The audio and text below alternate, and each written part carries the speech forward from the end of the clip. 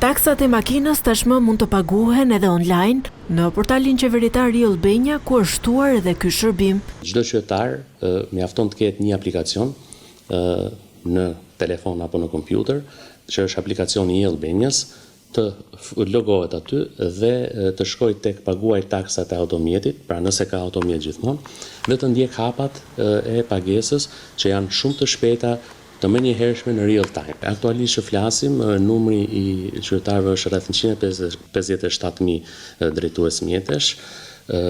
Kjo është një risi patjetër dhe i lehtëson jetën qytetarit në raport me automjetin e tij, duke qenë se pagesa taksave deri dje ofrohej vetëm në sportelet e drejtorisë rajonale të shërbimit transportit rrugor. Detyrimi do të mbahet nga llogaria bankare e individit. Siguria është maksimale.